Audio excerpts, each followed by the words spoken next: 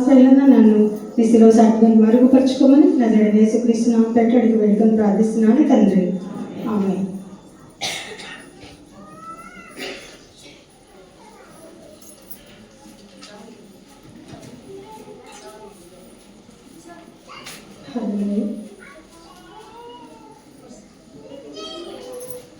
మత్తయి సువార్త 1వ అధ్యాయం చదువుతున్నాం. 1వ అధ్యాయం నుంచి 16 వచనాల వరకు కూడా అబ్రహాము కుమారుడు దావీదు కుమారుడైన యేసుక్రీస్తు వంశావళి. అబ్రహాము ఇస్సాకును కనెను, ఇస్సాకు యాకోబును కనెను. ఇట్లా అన్ని 16 వచనాలు కూడా కనెను కనెను కనెను కనెను కనెను అని ఉంటుంది.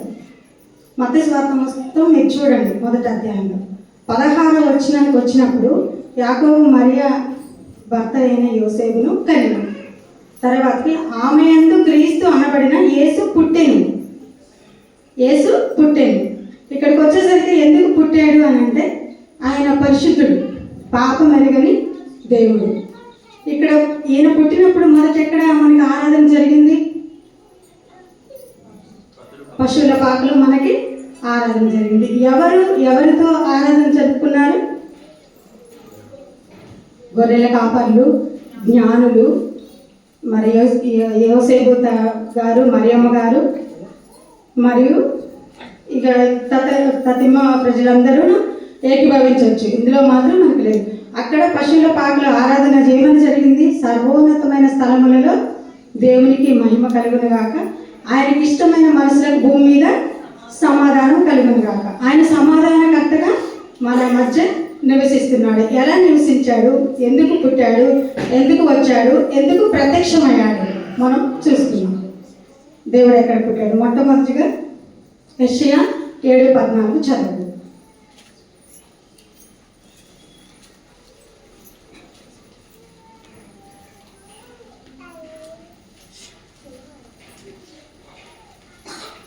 యెషయా 7:14. కాబట్టి ప్రభువు తానే ఒక సూచన మీకు చూపును. ఆలకించుడి, కన్య గర్భవతి అయి కుమారుని కని అతనికి ఇమ్మానుయేలని పేరు పెట్టెను. కన్యక గర్భవతి అయి కుమారుని కని అతనికి ఇమ్మానుయేలని పేరు పెట్టబడింది. ఇమ్మానుయేలని మాటకి అర్థము దేవుడు మనకి తోడై ఉన్నాడు అని అర్థం. అక్కడ ఆయన అంతవరకు అట్లా ఉంది. తర్వాతకి మళ్ళీ మన లూకా సువార్త 2:11.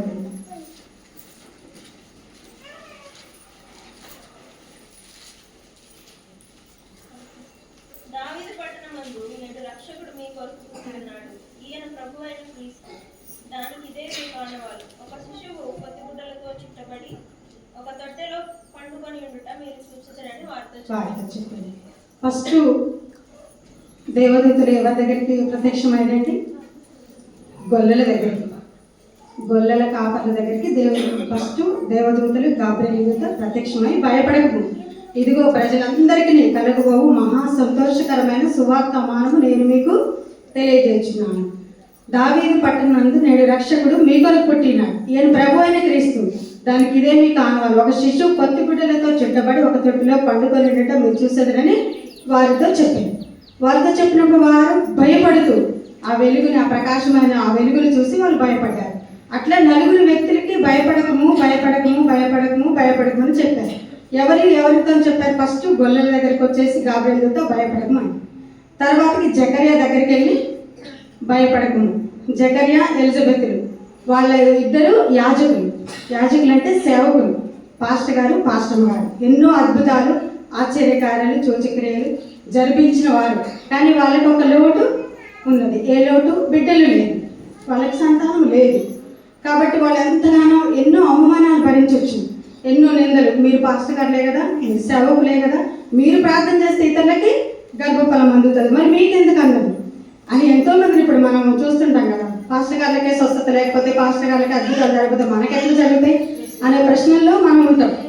తర్వాతకి మళ్ళా దూత మళ్ళీ ఎక్కడికి ప్రత్యక్షమైంది?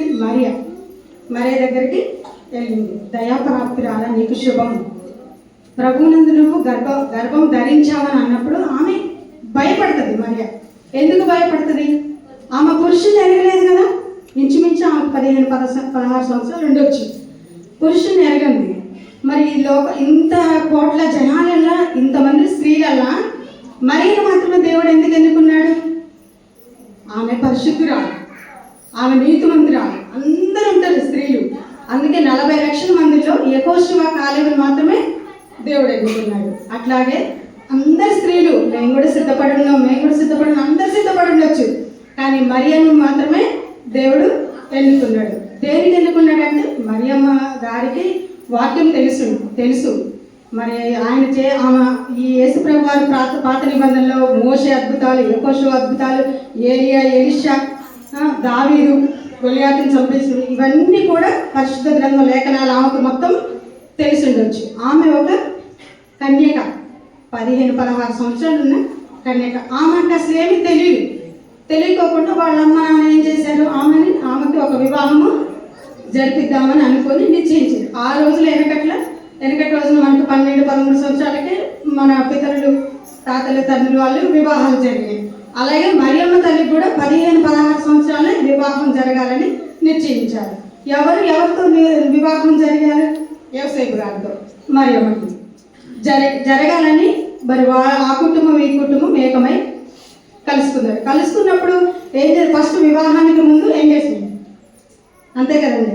ఎంగేజ్మెంట్ పప్పన్నం అంటారు మనం ఇంకా చెప్పుకోవాలంటే.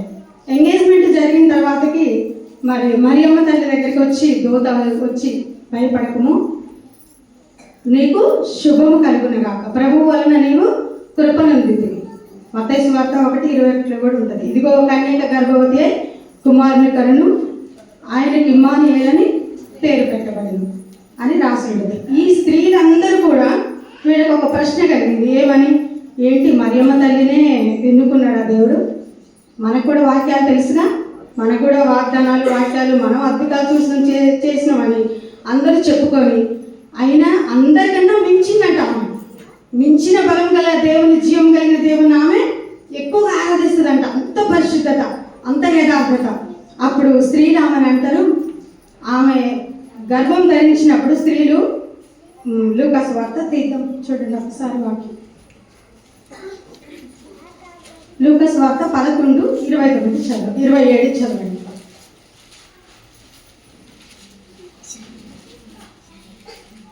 ఆయన ఈ మాటలు చెప్పుచుండగా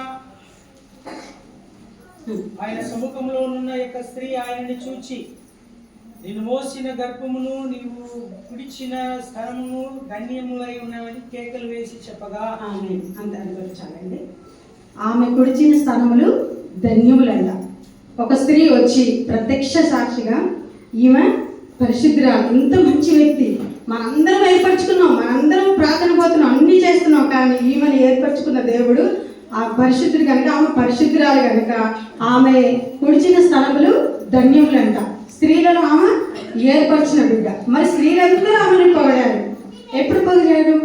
పరిశుద్ధాత్మలను గర్భం ధరించారు అన్నప్పుడు ఆమె దగ్గరికి వచ్చి ఆ స్త్రీలందరూ, నువ్వు ఏర్పరచుకున్నావమ్మా, ఇది నీకు కరెక్టే, నువ్వు ధన్యురాలివి అని అన్నప్పుడు ఆమె సంతోషిస్తుంది. ఒక్కొక్కసారి కూడా సందేహం ఉండొచ్చు, ఇట్లా నన్ను అంటున్నారు కానీ నేను ఏ తప్పు చేయలేదు, నేను ఏ పాపం చేయలేదు, నేను పురుషుని ఎరగని దాన్ని, నాకు మరి ఇది యోసేపు గారికి తెలిస్తే నన్ను వివాహం చేసుకుంటాడా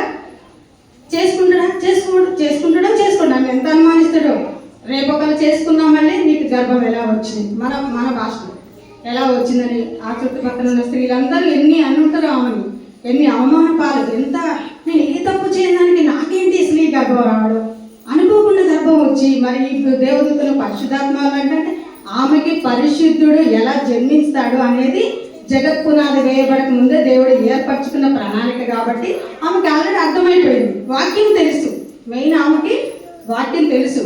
ఆమె నాకు ఇది ధర్మమే, ఇది నాకు నిశ్చయించుట న్యాయమే అని ఆమె కూడా తనకు తాను పొగడుకుంది. ఎక్కడ పొగడుకుంది చూద్దాం. లూకాసు వార్త 1:40.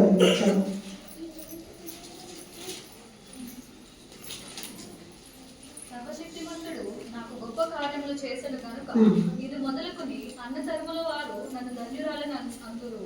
ఆయన నామము పరిశుద్ధము, ఆయనకు భయపడి వారి మీద ఆయన కనికరము తరతరము నుండును. ఆయన తన బాహువుతో పరాక్రమం చూపెను. వారి హృదయముల ఆలోచన విషయమై గర్విష్ఠులను చెదరగొట్టెను. చాలు 49 వరకు. సర్వశక్తిమంతుడు నాకు గొప్ప కార్యములు చేసింది గనుక ఇది మొదలుకొని అన్ని తరముల వారు నన్ను ధన్యురాలు అంటారు. దేవుని నామానికి మహిమ కలుగును గాక. ఆయన నామము పరిశుద్ధము. మీరే కాదు, అప్పుడు ఆమె అనుకుంటున్న స్త్రీలందరూ నువ్వు ధన్యురాలు అమ్మా, నువ్వు కుడిచిన స్థలములు ప్రత్యేకమైనవి, ధన్యములు, నీకు ఇది న్యాయము అని ఆ స్త్రీలందరూ, అప్పటి వరకు ఎదురు చూస్తున్న స్త్రీలందరూ ఆమెకు చెప్పినప్పుడు ఆమె భయముతో వణుకుతో చూసి సర్వశక్తిమంతుడు నాయుడుగా గొప్ప కార్యం చేశాడు. ఇది ఆయనకి నాకు ఇష్టమే. ఎందుకంటే మనుషులు పైరూపాన్ని చూస్తారు, దేవుడు హృదయాన్ని చూస్తాడు. ఆ హృదయం పరిశుద్ధంగా ఉంది, నీతిగా ఉంది, యథార్థంగా ఉంది. దేవుని ఎందుకు భయభక్తులు గల వారి ఆయన కోరిక నెరవేరుస్తాడు. ఆ కోరిక ఇక్కడ కోరుకోలేదు, కానీ ఆయన కోరిక చొప్పున యెహోవా చూడు సర్వశక్తివంతుడు నాకు గొప్ప కార్యం చేశాడు. ఇది గర్భం ధరించడం నాకు ఇది గొప్ప కార్యం కనుక ఇది మొదలుకొని అన్ని తరాల వారు, 1000 తరాల వారికి, అన్ని తరముల వారు కూడా నన్ను ధన్యురాలంటారు అని ఆమె ఎంతగానో ఆమె అనుకుంది. కానీ ఒక పక్క మాత్రం ఆమెకి ఒక సందేహం, ఏమని? యోసేపు తెలిస్తే నేను గర్భం ధరించింది, నన్ను అసలు వివాహం చేసుకుంటాడో చేసుకోడు, నేను ఆయన ఇంకా కలవలేదు కదా, ఇంకా వివాహం జరగలేదు కదా, నేను ఏ పాపం ఏ తప్పు చేయలేదు కదా, మరి ఇట్లా తెలిస్తే మరి ఎట్లా ప్రభు అని ఆమె మళ్ళా ధ్యానించుకుంటూ పండితులు శాస్త్రులు మన గొప్ప గొప్ప దైవజనులు రచించిన రీతిగా భయపడుతూ ఉండొచ్చు. అప్పుడు ఆ దేవదూత మళ్ళా యోసేపు దగ్గరికి ప్రత్యక్షమవుతుంది. ఒక వాక్యం చదివి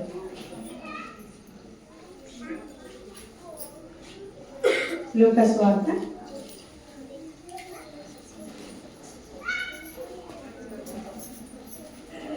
1:16.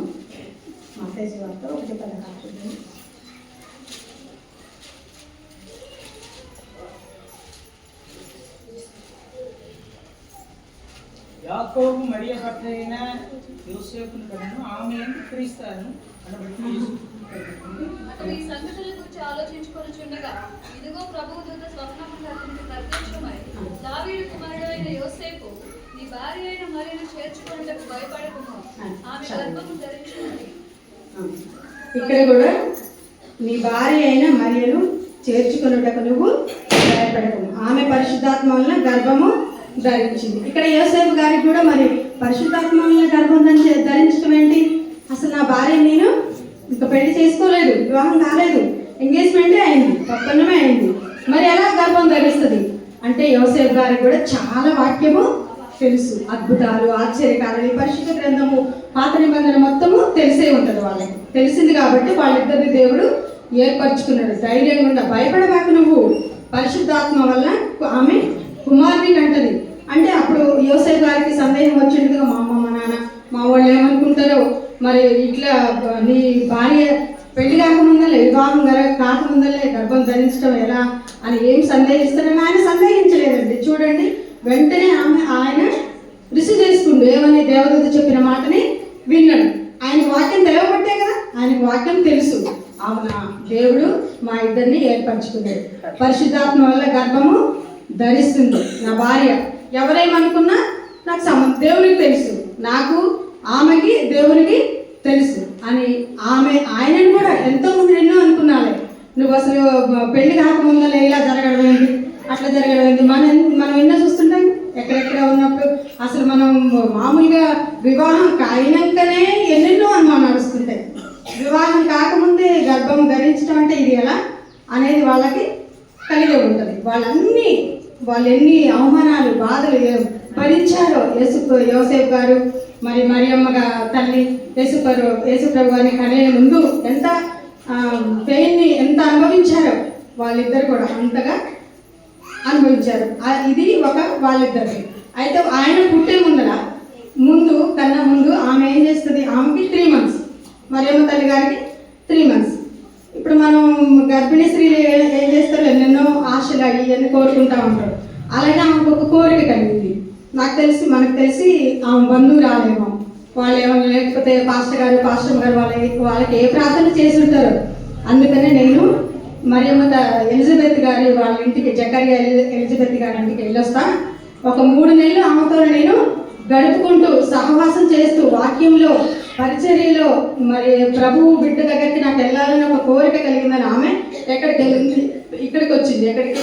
ఎలిజబెత్ జకర్యా ఇంటికి వచ్చింది అనమాట. వచ్చేసరికి అంతకన్నా ముందు ప్రభు దూత జకర్యాకు ప్రత్యక్షమై ఒకటి చదవండి, మత్తయి సువార్త 1, లూకా సువార్త 1 చదవండి.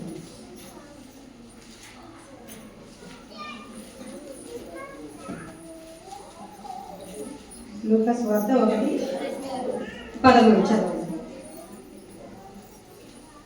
అప్పుడు ఆ దూత అతనితో, జకర్యా భయపడకుము, నీ ప్రార్థన వినబడినది, నీ భార్య అయిన ఎలిజబెత్ కుమారుణ్ణి కను, అతనికి యోహానను పేరు పెట్టు. అదేంటి ఈ సమయంలో? అసలు మాకు వృద్ధాప్యంలో నా భార్యకి స్త్రీ ధర్మం ఉడికిపోయింది. సేమ్ అబ్రహాము మరి శారాగు లాగానే మా ఇద్దరు కూడా మేము కూడా వృద్ధాప్యంలోకి వచ్చినాం. ఇప్పుడు గర్భం ఎలా ధరిస్తుంది? భయపడకు. మనం జకర్యా దగ్గరికి వచ్చి నీ ప్రార్థన, నీ యాచనలు, నీ పూజలు, నీ ధర్మం అన్నీ మొత్తం నాకు వినపడింది. నీ ప్రార్థన నా సన్నిధికి చేరింది. మనం చేస్తున్న ప్రార్థన దేవుని సన్నిధికి ధూపంలాగా, నైవేద్యంలాగా చేర్చుకో ప్రభువా నా ప్రార్థన, దావీదు మహారాజా అంటాడు. అలాగే ఇక్కడ కూడా జకర్యా భయపడకు, నువ్వు చేసిన ప్రార్థనలన్నీ నాకు వినబడింది. కాబట్టి నీ భార్య అని ఎలిజబెత్ కుమారుని కంటది, అతనికి పేరు కూడా పెడతామని చెప్పాడు దేవదూత, గాబ్రియల్ దూత. పేరు కూడా ఏం పేరండి? యోహాను. బాప్తిసం ఇచ్చు యోహాను. ఆయనే మన యేసుప్రభు వారికి బాప్తిసం ఇస్తాడు. ఇక్కడ ముందు చెప్తాడు. అలా అన్నప్పుడు ఆయన ఏమంటాడు? జకర్యా ఇది జరగదు, ఇది అసలు జరుగుతా జరగదు, వృద్ధాప్యం, నేను వృద్ధాప్యం, ఆమెకు అసలు లేదు, ఇది ఎలా జరుగును అని అంటే అప్పుడు దేవుడికి కొంచెం కోపం వచ్చేసేటట్టు విసిగిపోండొచ్చు. అవిశ్వాసంలోకి వెళ్ళిపోయినప్పుడు అతని నోరు యోహాను గారు పుట్టేంత వరకు కూడా మూయబడింది, తెరవలేదు. అతను యోహాను అని పేరు పెట్టడానికి కూడా పలక మీద రాసి భార్యకి, దేవదూతలకి, ఆ పరిశుద్ధాలకి పేరు పెట్టడానికి పోయినప్పుడు చూపించాడు అనమాట. ఎవరు? జకర్యా గారు. అప్పటిదానికి ఆయన నోరు విప్పలేదు, ఎందుకంటే విసిగించారు. అవిశ్వాసంలో పడిపోయి నీకు కుమారుడు పుడతాడు, మరి లోక పాపములు మోసుకుపోతున్న గొర్రెపిల్ల, మరి సర్వమానవాల పాప పరిహారార్థన బలిగా అర్పించడానికి ఒక కుమారుడు నీ గర్భంలో ధరిస్తాడు, పాస్టర్ గారు చెప్పండి, చెప్తున్నా నేను మీకు అని దేవదూత చెప్పినప్పుడు ఆయన భార్య నమ్మింది ఎలిజబెత్. కానీ జకర్యా గారు మాత్రం నమ్మలేదు. అవిశ్వాసం ఉంటే నువ్వు ఇంత మాట్లాడద్దు, నువ్వు అవిశ్వాసాలు ఉన్నావు కాబట్టి నీకు కుమారుడు యోహాను గారు, బాప్తిసం ఇచ్చే యోహాను గారు పుట్టేంత వరకు కూడా నువ్వు మాట్లాడటానికి వీల్లేదు. అదంతా మనకు తెలిసిన వాక్యం విశేషం. అప్పుడు వరకు కూడా ఆయన మాట్లాడలేదు, నోరు విప్పలేదు, లేదు సైగ చేసుకుంటూ ఉన్నారు వాళ్ళు, వాక్యం ప్రార్థన చేసుకుంటూ. ఆ బిడ్డ ఎవరు? ఎలిజబెత్ కడుపులో ఆమెకి 6 నెలలు. ఎలిజబెత్ గారికి ప్రెగ్నెన్సీ. ఏది? యోహాను బాప్తిసం ఇచ్చి దేవునికి బాప్తిసం ఇచ్చి యోహాను గారు, ఆమెకి 6 నెలల గర్భం. ఈమెకి మరియమ్మ తల్లికి 3 నెలల గర్భం. ఇక్కడికి వస్తుంది, వాళ్ళ ఇంటి దగ్గరికి వస్తుంది అనమాట. వచ్చి అప్పుడు అంటది, అప్పుడు ఆ మరియమ్మ తల్లి ప్రైజ్ లేడమ్మ రండమ్మ ఇంటికని ఎలిజబెత్ అమ్మ ఇంటి కాడికి మరియమ్మ తల్లి వెళ్ళినప్పుడు ఎలిజబెత్ అమ్మ కడుపులో ఉన్న కుమారుడు గంతులు వేస్తుందంట, కేకలు వేస్తుందంట. మనకు తెలిసి హల్లెలూయా, నేను నీకు బాప్తిసం ఇవ్వడానికి ముందుగా పుడుతున్నాను ప్రభువా, ఇంత గొప్ప ధన్యత నాకు ఇచ్చావని ఆ బాబు అసలు అనేకమైన గంతులు వేస్తుందంట. అప్పుడు ఆమె అంటది ఏమని? ఎంతో ఇది బాగుండదు. చూడండి ఒకసారి చదవండి. స్త్రీలలో 42:1-42 లూకా సువార్త. స్త్రీలలో నీవు ఆశీర్వదింపబడిన దానవు, నీ గర్భఫలము ఆశీర్వదింపబడును. నా ప్రభువు తల్లి నా యొద్ద వచ్చుట నాకేనాడు ప్రాప్తించను. ఇదిగో నీ శుభవచనం నా చెవిన పడగానే నా గర్భంలోని శిశువు ఆనందంతో గంతులు వేసెను. చూడు ఆమె శుభవచనం. అమ్మ మీకు శుభం కలిగింది కాక. మన ఇంటికి ఎవరైనా అతిథులు వచ్చినప్పుడు ఏమంటామండి? రండి అమ్మ, రండి, ప్రైజ్ రండి, కూర్చోండి అని అన్నప్పుడు ఆమె కడుపులో ఈమె శుభవచనం చెప్తున్న ఆమె కడుపులో ఉన్న శిశువు గంతులు వేశాడట. అంటే సంతోషము, ఆనందము. మన లోకానికి మనం చీకటిలో మరణాఛాయ గల దేశ నివాసుల మధ్య మనం పాపముతో, అతిక్రమంతో, బాధలతో నిండుతూ మరి ఈ లోకములోకి ఒక లోకమును దేవుడు ఎంతో ప్రేమించిన కాగా ఆయన తన అద్వితీయ కుమారునిగా పుట్టిన వారి యందు విశ్వాసం ఉంచి ప్రతి వారు నశింపక నిత్య జీవం పొందినట్టు ఆయనను మనకు అనుగ్రహించింది. యోహాను సువార్తలో ఉంటుంది. అలాగే అనుగ్రహించబోతున్న కుమారుడికి నేను బాప్తిసం ఇస్తున్నా. అని ఆ శిశువు అక్కడ గంతులు వేస్తుందంట. చాలా గంతులు వేస్తున్నప్పుడు అప్పుడు మరియమ్మ తల్లి ఆమెకి ఎంత సిద్ధించి ఇక ప్రభు ఆమెకు తెలియజేసిన మాటలు సిద్ధించిన కనుక నమ్మిన ఆమె ధన్యురాలే. ఇద్దరు ధన్యురాలైపోయారు. ఇద్దరికి ఏక మనసు ఏర్పడింది. మరి ఇంటికి మా ఎలిజబెత్ గారు మరియమ్మ తల్లిని చేర్చుకున్నాక వీళ్ళిద్దరు కూడా 3 నెలలు ముచ్చట పెట్టుకుంటున్నారంట. 3 నెలలు ఏం ముచ్చట పెట్టుకుంటారండి? మనమైతే స్త్రీలు ఒక్కడ కలిసి ఉంటే అమ్మో ఇంకేమేమి ముచ్చట పెట్టుకుంటారో, వాళ్ళు వాక్యం గురించి చెప్పుకున్నా ముచ్చట్లు అంటారు. మనం మామూలుగా ఏదైనా మా మందిరానికి వెళ్ళినా ఎక్కడ ఏం చేస్తున్నారో, ఎక్కడ లోకానుసారమైన మాటలు ఎన్నో వస్తుంటాయి, ఎన్నో జీవించినట్టే చెప్తుంటారు. కానీ అక్కడ వాళ్ళు మాట్లాడుకుంది ఆ 3 నెలలు కూడా వాళ్ళిద్దరు మాట్లాడుకుంది, నీకు బాప్తిసం ఇచ్చు యోహాను అని పేరు పెట్టబోతుడు. ముందుగానే నాకు పేరుతో సహా నా భర్తకి తెలియచేసింది. ఎవరు? గాబ్రియల్ దూత. అందుకనే నేను సంపూర్తిగా నేను నమ్మానమ్మా అని ఆమె అనుకోవచ్చు. ఆమె కూడా ఇక్కడ మరి యేసుప్రభు ఎన్ని అద్భుతాలు అక్కడ మరి మోషే ఇక్కడ చేసిన ఈ పాత నిబంధన కూడా వాళ్ళకి వాక్యాలు తెలిసి ఉండొచ్చు. వాళ్ళిద్దరు కూడా 3 నెలల తర్వాతకి వాక్యం ద్వారా ఒకరికొకరు పురుగొలుపుకొని చివరికి బాప్తిసం ఇచ్చి యోహాన్ గారు పుట్టిన తర్వాత జకరియా గారికి నోరు తెరవడం జరిగింది. అప్పుడు బాప్తిసం ఇచ్చి యోహాన్ గారు అని ఆయన పేరు పెట్టారు. కానీ దేవుడికి, సర్వోన్నతమైన దేవుడికి, సర్వశక్తిమంతుడికి, జీవం కలిగిన మన యేసుక్రీస్తుకి మరి ఆయన ఒక్క మాటతో ఈ ప్రపంచాన్ని, భూలోకాన్ని అంతా సృష్టించిన ఆ సృష్టికర్తకి అసలు బాప్తిసం ఇచ్చి యోహానికి అయ్యా నీ చెప్పుల వాహనం విప్పడానికి కూడా నేను సరిపోను కదయ్యా, నీకు బాప్తిసం ఇయ్యటం ఏంటి ప్రభువా అన్నప్పుడు ఆయన ముందు జన్మించడానికి కృపనిచ్చాడు దేవుడు. ఎవరికి? ఎలిజబెత్ జకర్యాకి. కుమారుడు పుట్టిన తర్వాతకి, యేసు ప్రభు పుట్టిన తర్వాతకి ఈయనకి ఎవరికి? యేసు ప్రభు వారికి మరి బాప్తిసం యోహాన్ గారు బాప్తిసం వేయటం జరిగింది. అది వేరే సబ్జెక్ట్ అనమాట. అయితే ఇక్కడ 2 కుటుంబాలకు కూడా భయపడకమని ఫస్ట్ ఇది మన గొల్లలకి చెప్పిండు దేవదూత వచ్చి, తర్వాత జకర్యాకి చెప్పిండు భయపడకమని, తర్వాత మళ్ళీ యోసేపు గారికి భయపడకమని చెప్పారు, మరియమ్మ గారికి భయపడకమని చెప్పారు. ఈ నలుగురికి కూడా భయపడకమని చెప్పారు. కానీ మనకి మాత్రం 365 రోజులు దేవుడు మనకి ప్రతిరోజు భయపడకమని చెప్తాడు. కానీ దేవుడు మనకి తోడ ఉన్నాడని చెప్పినప్పటికీ మనం జకర్యా లాగని సందేహం, ఏమో ఎటుపోతే ఎక్కడ ఏ భయం మనకి మనుషులే కదండి, భయపడుతూనే ఉంటాం. ఆయన ఎక్కడికి వచ్చాడు? పుట్టాడు. ఎక్కడ పుట్టాడు? తల్లి మరియమ్మ గారికి పుట్టాడు. మరి యెషయా 9:6లో కూడా ఉంటుంది, ఏలైనగా మనకు శిశువు పుట్టాను, మనకు కుమారుడు అనుగ్రహింపబడిను, ఆయన భుజం మీద రాజ్యభారపడును, ఆశ్చర్యకరుడు, ఆలోచనకర్త, బలవంతుడైన దేవుడు, నిత్యుడైన తండ్రి, సమాధానకర్త అయిన అధిపతి అని అతనికి పేరు పెట్టబడింది. ప్రవచనాలు లేఖనం ప్రకారం ప్రవచనాలు నెరవేర్చడం జరిగింది. ముందుగానే ఆయన పుట్టక ముందలే ఆయనకు బాప్తిసం ఎవరిస్తారు? ఇచ్చిన పేరు కూడా కడుపులుండగానే దేవదూత చెప్పడం, మళ్ళీ మరియమ్మ తల్లి కూడా అసలు ముందుగానే ప్రవచించుకోవడం, వాళ్ళిద్దరు కలిసి ముచ్చటించుకోవడం, ఒకే కుటుంబంలో ఉండటం, ఆ 2 కుటుంబాలకు దేవుడు ఏర్పరచుకున్నప్పుడు మరి యేసుప్రభు వారు పుట్టినప్పుడు ఆ యేసుప్రభు వారికి కనీసం మనకి జకర్యా గ్రంథంలో కూడా ఉంటుంది లేఖనాల ప్రకారం. రోమా పత్రిక చదవండి, 1 నిమిషం. రోమా 5:9 చదవండి.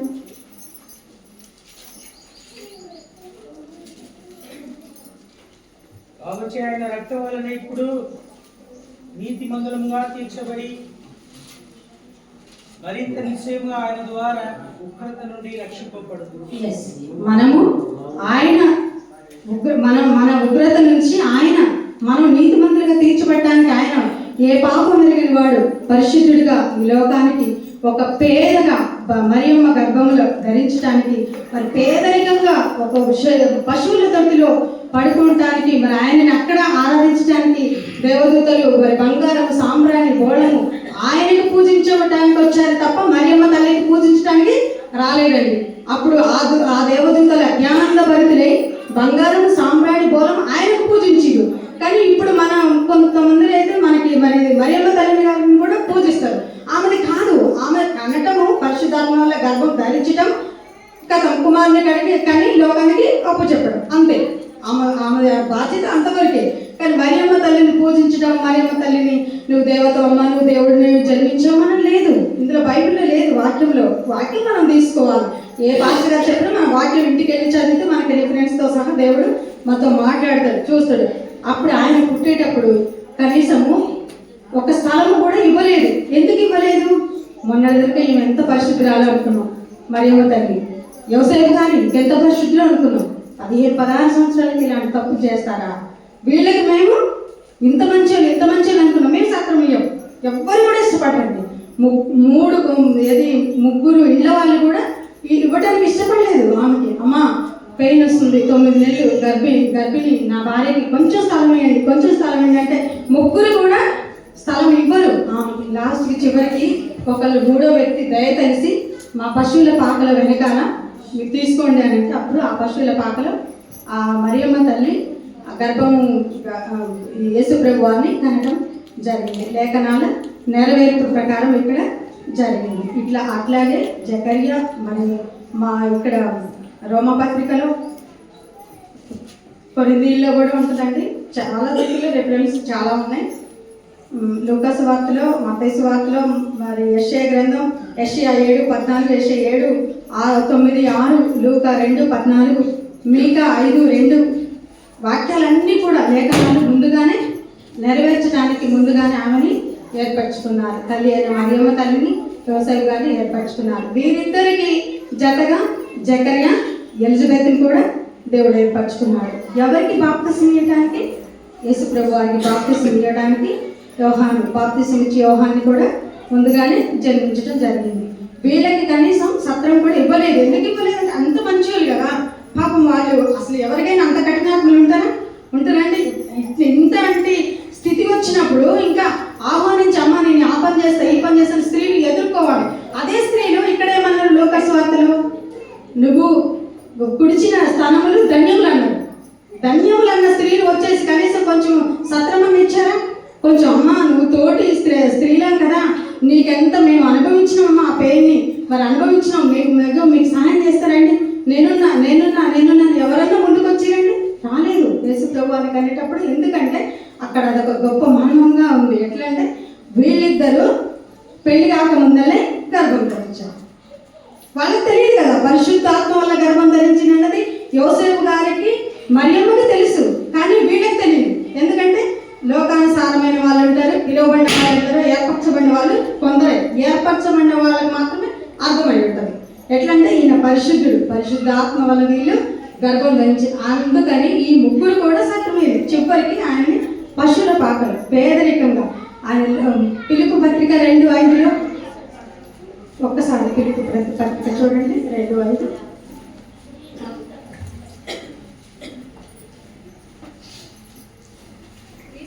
కలిగిన ఈ మనస్సును మీరును కలిగి ఉండేది.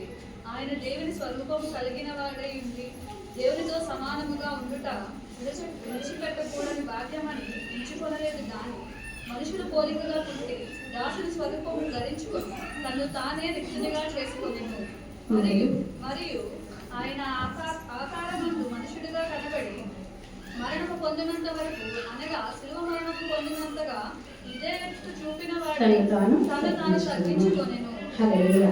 చూడు, క్రీస్తు యేసునకు కలిగిన ఈ మనస్సు మీరును కలిగి ఉండి, మరి ఆయన దేవుని స్వరూపం, ఆయన మహిమని విడిచి, ఆయన సింహాసనం పేరు కృపా సింహాసనం అంట.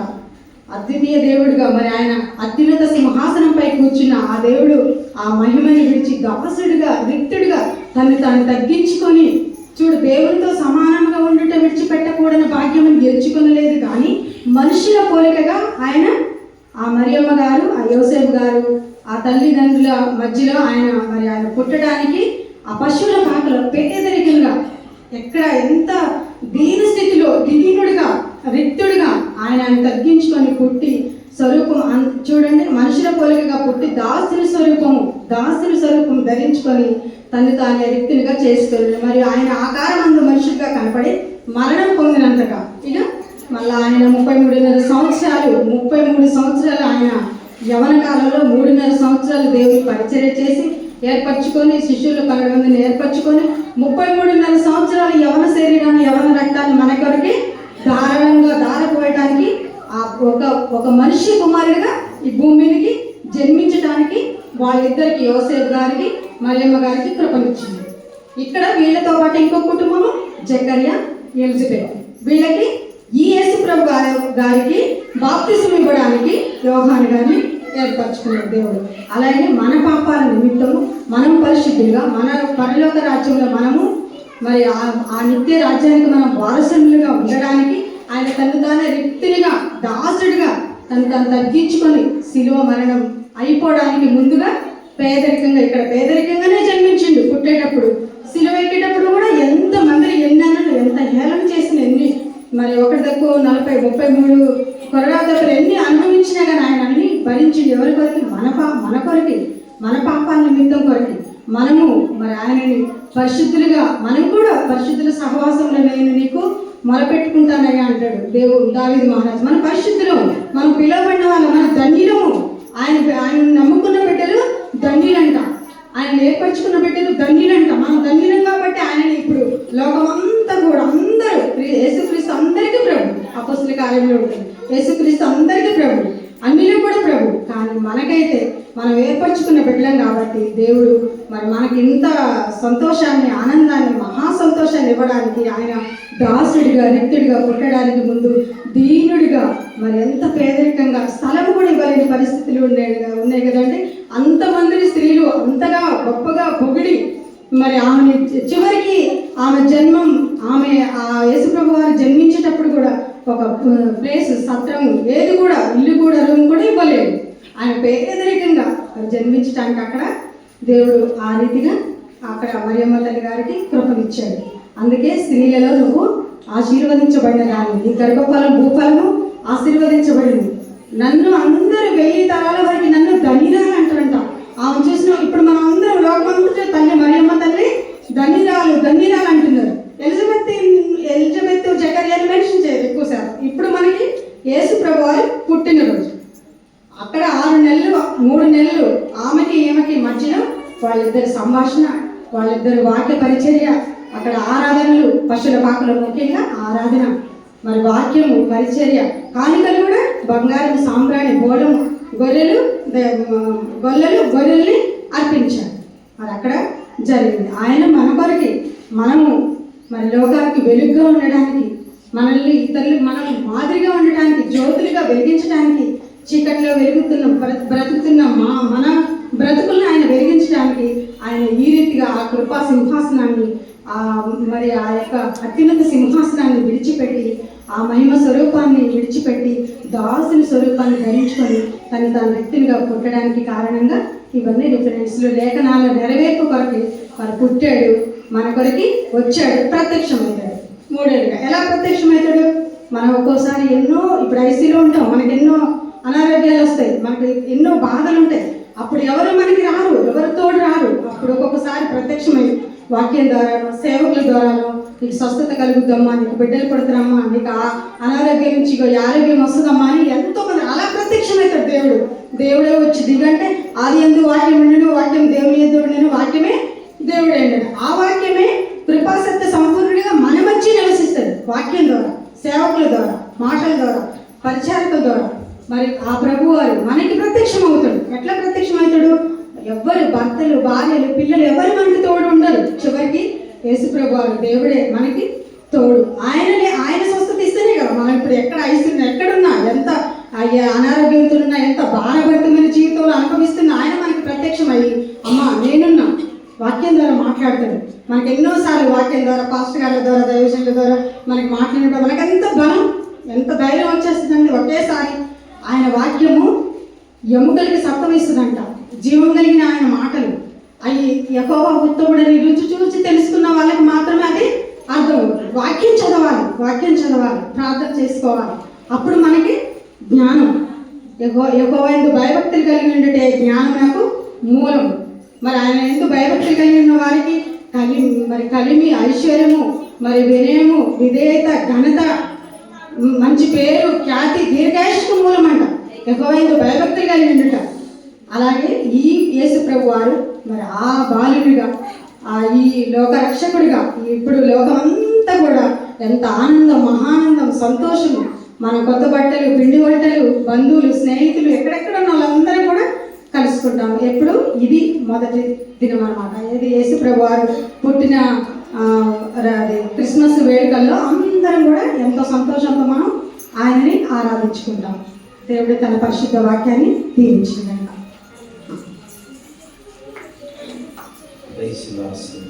Thank you. విశేషంగా ఈ దినమున ఇలాగా దేవుని యొక్క సన్నిధానంలో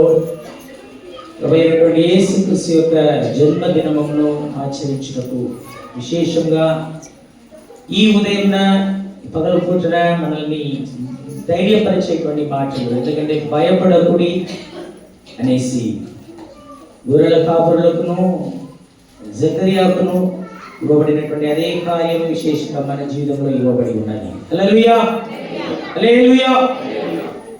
మరి తదుపరి మనం ఇప్పుడు గిఫ్ట్ ఇవ్వడానికి మనం వెళ్ళనే ఉన్నాము. రోజా